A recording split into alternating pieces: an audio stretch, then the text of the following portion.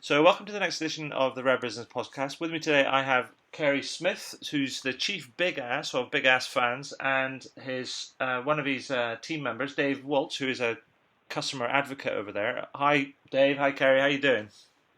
Great. Fine, Adrian. Thank you. So, Carey, Dave, maybe one at a time, or try and talk together if you like. But for the benefit of our listeners and readers, can you tell us a bit about you and also a bit about the work that you do?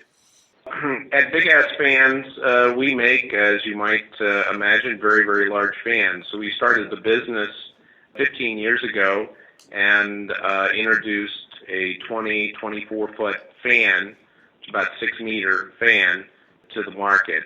And today we started with 6 employees, and the first year we sold something like 140 fans.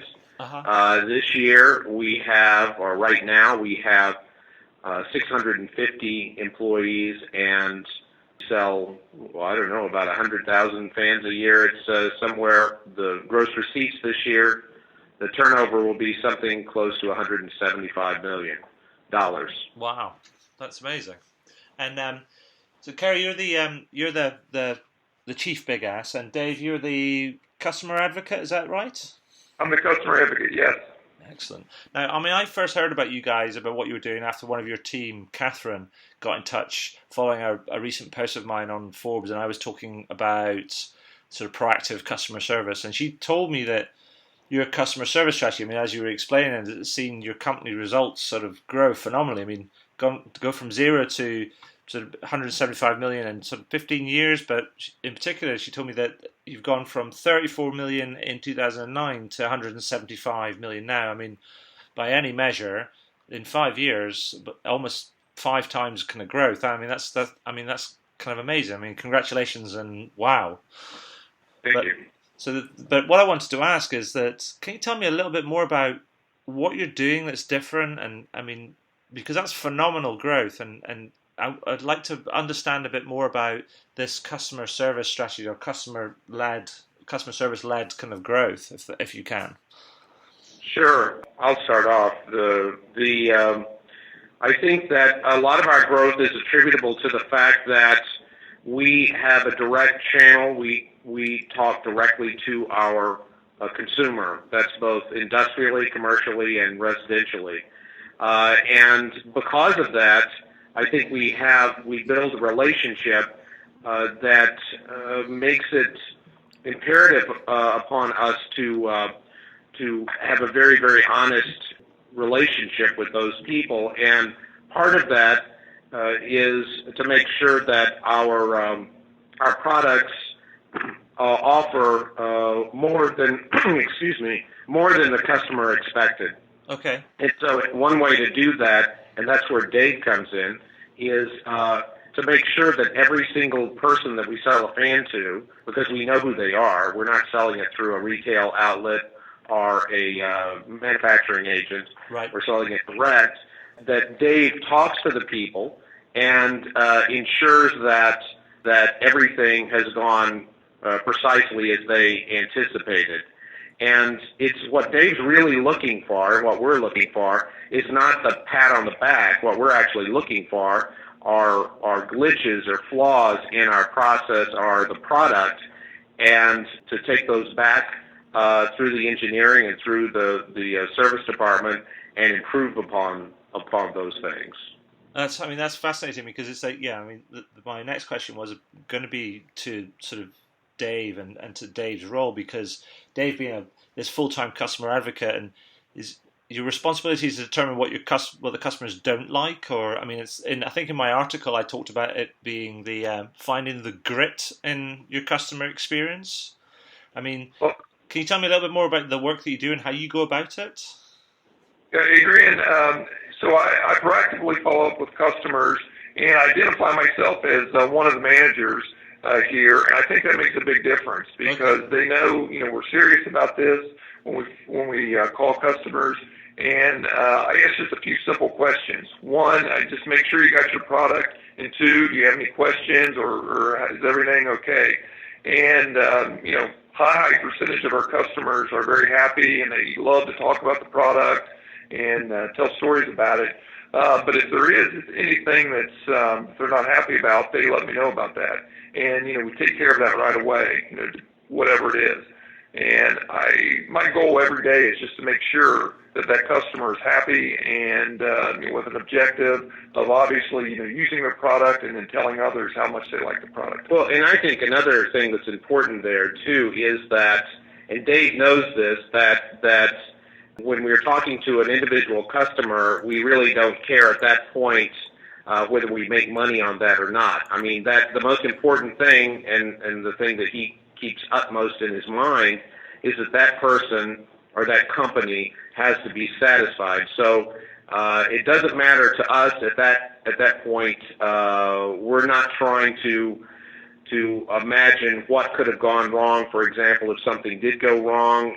Because in reality, and I know people say this all the time, but it's the honest to God truth, is the customer is never wrong. He can't be wrong or she can't be wrong, because that doesn't get you any place. And so we have to determine what the problem is and fix it for that individual, but additionally take it further than that and make sure that sort of thing doesn't happen again. And that's driven us, I think, to do an awful lot of things differently, to design the packaging differently, to design blister packs for the nuts and bolts that are involved, to make sure that instructions are written very clearly, that it's more of a pictograph than it is a explanatory paragraph or so, just to make everything easy. And that a lot of that came from Dave and talking to people and hearing where they had problems and trying to winnow those things out and solve them.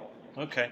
I mean, so I'm reflecting on kind of almost the UK experience. I mean, because I know that sometimes if you speak to people in the UK, I mean, culturally, they might not necessarily be that forthcoming on terms of, little issues. They think, oh, no, it's nothing, don't worry about it. I mean, do you find you get the same reaction or with new customers, and that you actually have to keep showing up and keep asking? Well, we send a survey out to all customers as well, and I would agree with you. I think sometimes people just think, well, it's not a big issue, or they just don't respond. But I think when they have a live person on the line, especially as a manager, they know that they can be honest. If they're talking to their salesperson, they may not open up quite as much. But, as a manager, they open up, well, since you called, I was going to tell you about this or tell you about that. And as Carey says, you get a lot of great information from the customer about, packaging or new products, a lot of other things.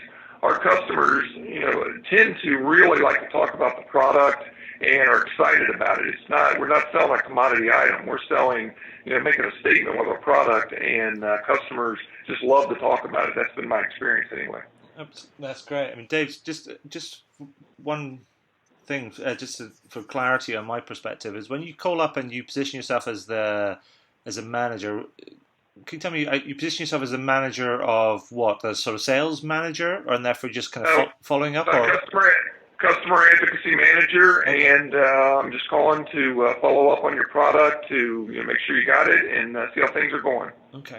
Yeah, I mean, because this whole thing reminds me of I talk about, from time to time, I talk about how companies can, if you like, they can really improve their performance by looking for what I call the grit in a customer experience. I mean, there's a similar concept called sort of silent complaints. Have you ever heard of that?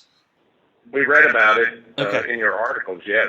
Yeah, I mean, it's. I mean, are you familiar with the idea? I mean, imagine you go to a restaurant and the experience hasn't necessarily been bad enough for you to complain, but for sure in your own mind that you're going to tell everybody you know about it and vow never to go back again. And I think that's probably quite familiar, but it seems to me that's what you're trying to do, is you're trying to really uncover all these silent complaints, really. Well, the way we look at it is that there's a lot of people or a lot of companies say that, well, if nobody's complaining, then everything's fine. We really don't have any customer service problems. Sure. But that's really cheating, because it's exactly as you say. You want to make sure, as a manufacturer, we want to make sure that we're actually doing what they expected. Because, honest to God, at the end of the day, we're taking money and we're delivering a product, And it's we want to know if we've held up our side of the bargain. That's what it comes down to. Sure. And I think it's right that you have to push people a little bit, but I think we have a reputation for doing just that. And I think that the customers probably recognize that more so now than they did when Dave started his department. So. Okay. But I think it's very important. We get all sorts of information from customers like this. They tell us what to do. They tell us where to put it sometimes, too. No, they don't. Yeah, the product has to perform. So, if the customer's fan is not, hanging there and running and cooling the way they would like it, they're going to tell you about it. Sure. And if it's not, then we dig into it to find out why not and take care of it.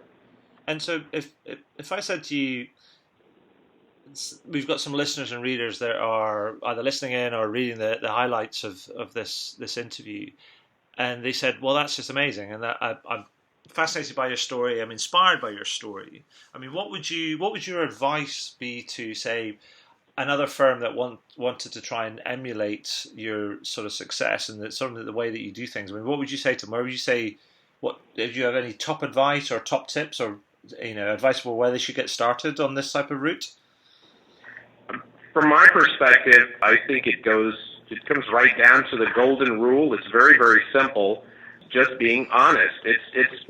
And again, I think that the fact that we have a direct channel, that we know these people, we actually do have a bond with our customers, right. And we try to reinforce that, obviously, by talking to them and winnowing out any problems that they might have.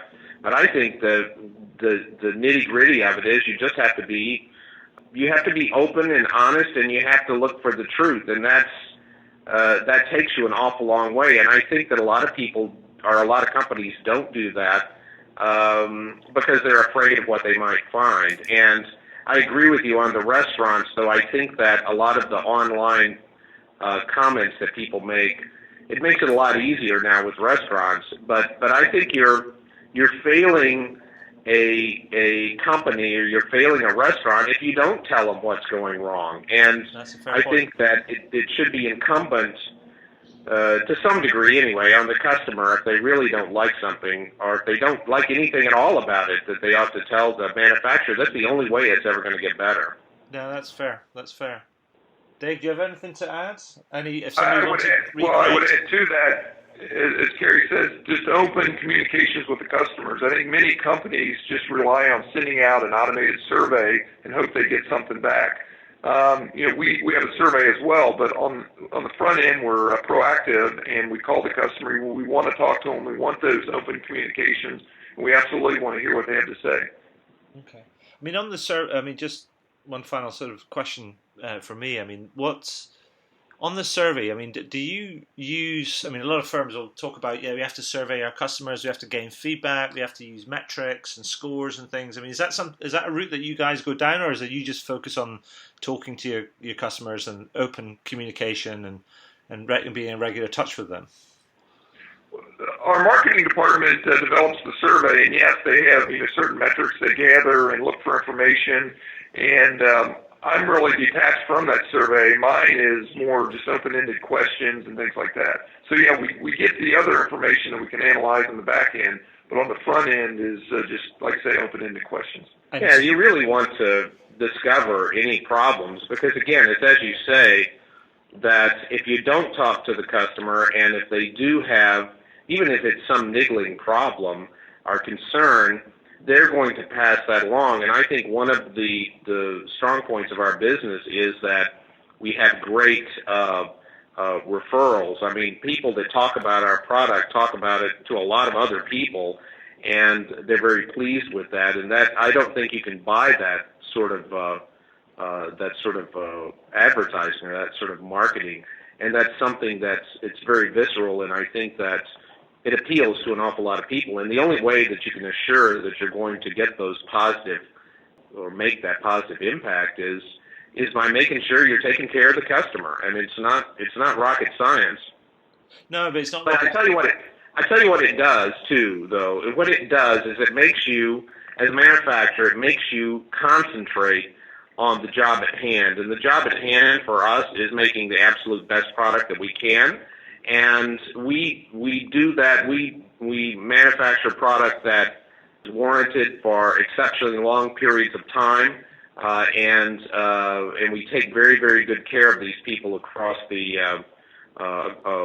years that they own the product. And I think that makes a big difference. I mean, I think that's our fans are typically higher priced because of the care we take and because of the materials and what we do.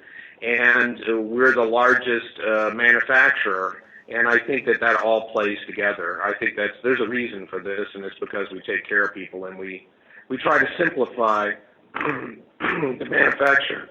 Excuse me, the manufacture of the product.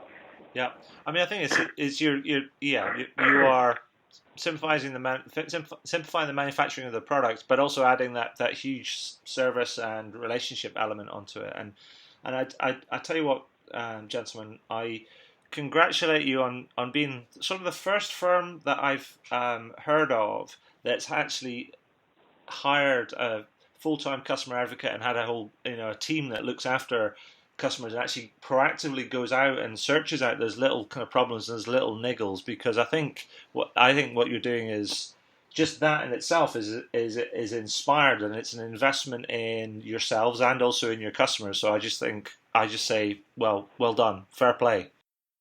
Well, we appreciate that, and I think that one of the things that when Dave and I first had a conversation about this, I told him, I know this is going to sound weird, but we're going to write you a paycheck, but I don't want you to think that you work for us. And that should be your approach, is that you're continually looking at things from the customer's perspective. Don't think about us when you're doing this other than, just continually looking at it from the customer's perspective. Yeah, so it's almost a bit like you work for the customer, well, you just happen to be paying your salary. Yeah, which sounds sort of odd, but I mean, it's the truth, and I think Dave lives that, and that's worked. Well, and I put myself in that place every day. I think, well, what if I had just purchased this product? How would I feel? And what would I want it to do? And what would my expectations be? And that's why I look at it every day, and it's worked out very well. We have many happy customers. And it sounds like you're having a lot of fun as well, which is fantastic. I've told other people this. I've got the best job in this company because I really do. I look forward every day to coming in here, talking to our customers, and, once in a while when you do find something that's not right, I know, I got Carey's backing and all the way down just to take care of it and make it right. So that's what we do. Fantastic. So, gentlemen, is there anything that you'd like to add before I ask you my final question? I have nothing. Yeah, it's been interesting so far. Okay, so here's the question that I always kind of ask at the end of these interviews, and is this: is there anything that you would like to shamelessly plug? Shamelessly what? Plug. Oh, okay. Well, I don't know. I mean, I think one of the other things that the company does, and I think that you see it in the way that we deal with customer service, is we continually, as a company, we try to grow. We try to grow the employees and the product line. And so, just recently, we started manufacturing LED industrial lighting, which is interesting because, again, the reason we're able to do something like that is we see a need that our customers pointed out to us. And since we go direct to our customers, they appreciate that because we can handle the projects. Right. And we just introduced that in February, and it's doing quite well. So, and again, I think that it's about the culture here, and just talking to Dave and talking about the customer appreciation side of this. I think all of it's a piece. Excellent, gentlemen. I mean, that's been.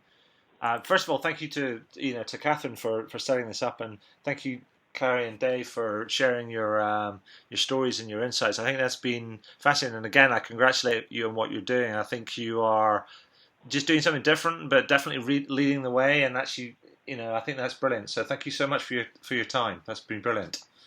Oh, thank you very much.